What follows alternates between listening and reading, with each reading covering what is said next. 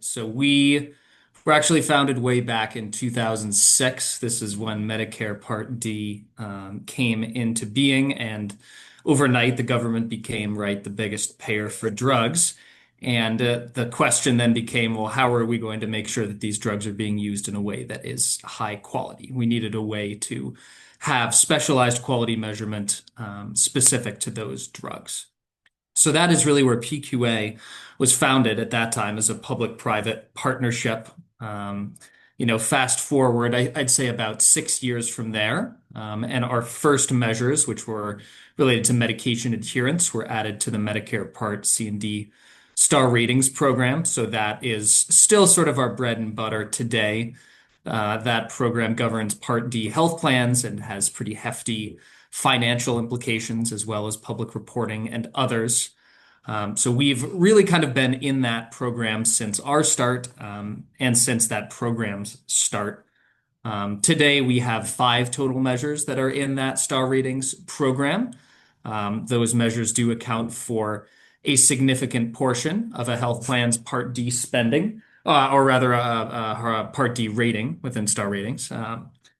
And I'd say just with respect to the way that we think about the measures and their impact, these measures really do create impacts for patients and the health system. CMS does track the impact of quality measures. They have spent vast sums in developing this quality ecosystem, and they want to make sure that it is in turn having impact. So they do what they call the National Impact Assessment every few years. Their 2024 edition estimated that nearly 30 billion in healthcare costs were avoided between 2016 and 2021 related to PQA's adherence measures. So again, more patients with hypertension, cholesterol, and diabetes medication on hand, fewer hospitalizations and ED visits, lower costs, and obviously better outcomes for patients. So I think that.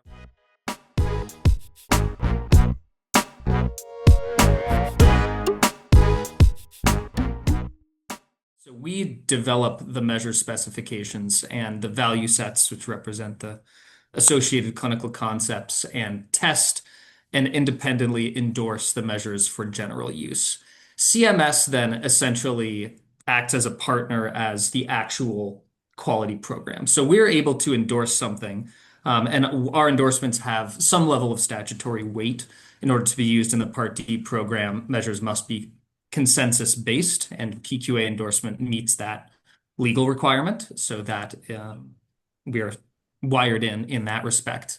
But as I think you're astutely calling out, CMS ultimately calls the shots about what goes into their programs. So we are subject to the same, and when I say we, I mean measures that we create, are subject to the same sort of pre-rulemaking processes that other programs are. And ultimately, CMS, regardless of what we endorse, what we collaborate with them, because we meet with them regularly so that we can understand their priorities. We might make a measure that we think is just a grand slam for the Part D program. Still doesn't guarantee that it'll ultimately go into that program.